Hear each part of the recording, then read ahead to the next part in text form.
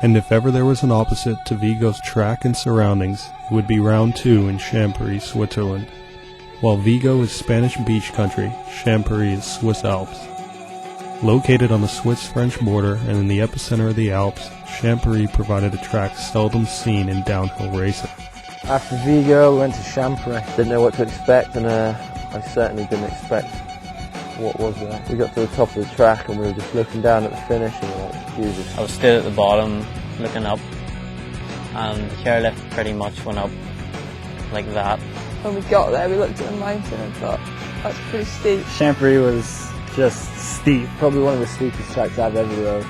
Some tracks have steep parts in them, but Champery was definitely overall the steepest thing I've ever rode. Not just steep, but then like technical as well. Definitely the most technical course I've ever ridden. I didn't get down once without crashing. You were fighting to stay on the bike, and that's what I enjoy riding. Yeah, track was tough, and it was long too.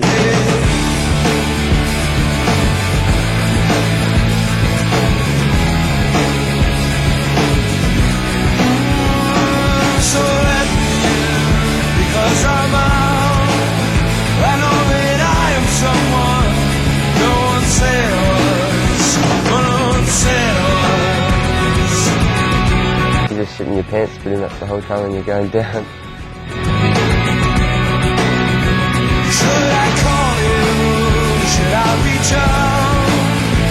I just enjoyed practicing on it so much. I think might have overdone it on the practice a little bit, but I don't really care. It's so fun. I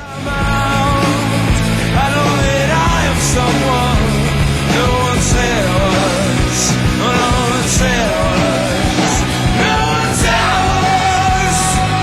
Thrown away. Have I been thrown away? It's pretty cool just because you knew that it was going to be gnarly. And it was hard to get down, never mind try and go down faster than everyone else. Practice was hard. I mean, practice wouldn't have been so hard if there wasn't bodies just littered all the way down the track and having to stop the whole time. It would have been a lot easier, but no, it was difficult to ride. While people's eyes were certainly on Sam Hill and Vigo, they were glued in Champery. Champery's combination of steepness and twisty turns created a course virtually tailor-made for the Australian.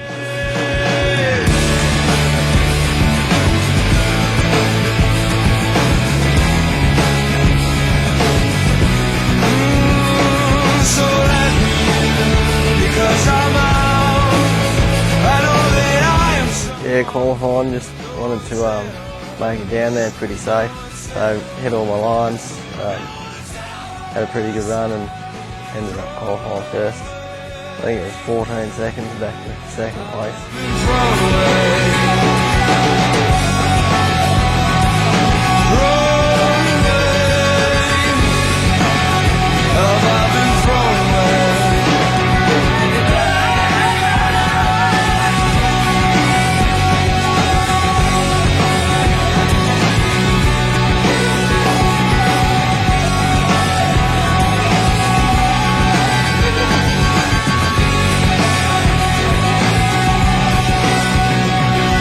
In my qualifying run, I'd been switching around from flat pedals to clipped-in pedals all week, and I got a little bit too confident on the flats, started blowing turns and crashing and stuff, so I actually decided to do my qualifying run on flats and see how it went. So I got going and just started being way too aggressive, blew a couple of turns, got wrapped in the catch netting. I ended up qualifying really low down.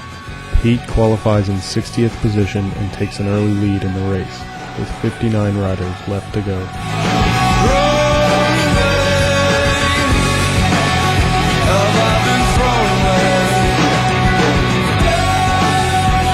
Put a semi-solid run together, but got beat by Matty Leikinen by about a second, just over a second now. Finnish rider Matti Lehikonen takes over the hot seat, now leads with 39 riders left to go. And then, halfway through the finals, on arguably the hardest and most dangerous track of the season, the skies opened up. It had rained during the week, but not like this. it sheeted down and the race was turned on its head. Came to the final, we got the top, I was in good spirits, me and my mechanic Mark, then we just see a big cloud come over and it just starts pissing down rain, like the heaviest rain ever. It started pissing rain, so heavy, and then it started hailing also. And then it started proper raining, like the heaviest rain I've ever seen. It went from bone dry, perfect conditions to just a river in a matter of like 10 minutes. The conditions just went so bad, and it's weird, like I've never ever ridden a race with all that's in my head is stay on the bike. Champery racing, Jesus. It's like a war zone. I'm on the racetrack and I'm in like race mode and I've got mud on my goggles and that ain't perfect. I tried to wipe them and that makes them a bit worse. So I whip my goggles off. I'm like, yes, that's brilliant. And then like 2 meters in, it's just like boom, grit in my eyes and mud, like water running through into my eyes, and I'm like struggling to even keep my eyes open. And it's the only race I finished and felt like that, and not even like to this day I don't even know what position I finished. I didn't even bother checking. It was an absolute mess, that race.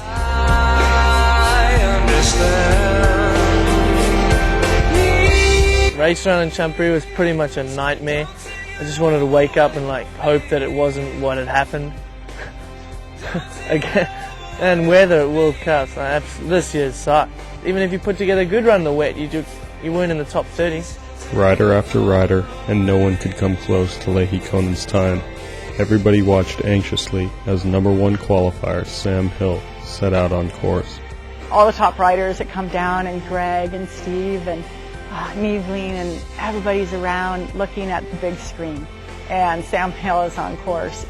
This is where you win or lose it, the world champion.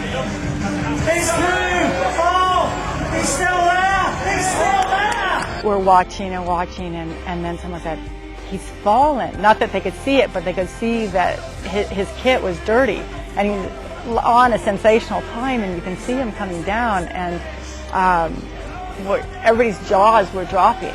And then we saw a split time, he was like down by like 1.5 or 1.6. And then Sam's split time came up and Matty went from all chill, yeah, I got this, to just freaking out. His face, like,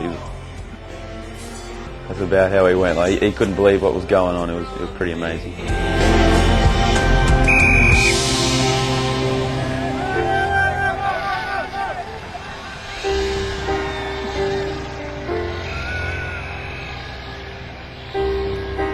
People started to say, these riders are going, oh my God, he might be able to do it, he might be able to do it. And at that point, really, everybody was just rooting for him to do it, even though they were going to get beat. They were watching the sensational performance.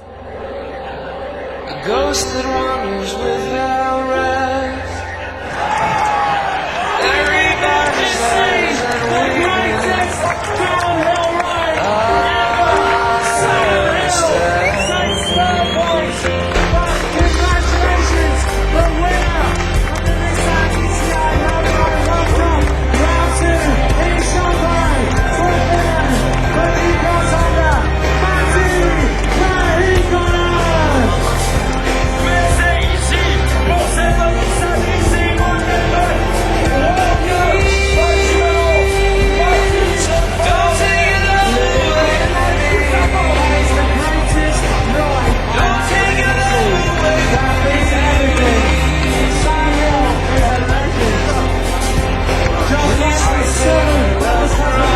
I think Sam's run at Champery just kind of opened everyone's eyes to the fact that it ain't over till it is over. I didn't think I'd done anything that special.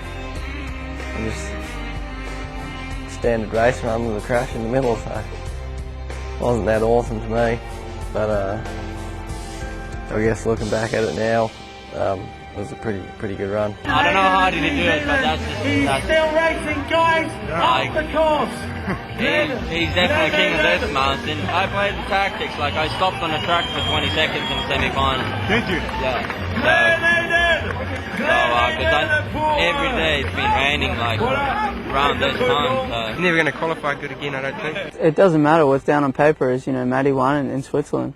Nobody knows, like average Joe doesn't know that he stopped in qualifying. It just says Matty At the top, I think everyone will like look back at champery and they'll look upon Sam as being like almost the victor there, you know, and it'll be him that will get a lot of respect for it. But like you say, there were 2 people down the hill faster than him, and that's just racing. Thanks to the rain there, I took the leader's jersey.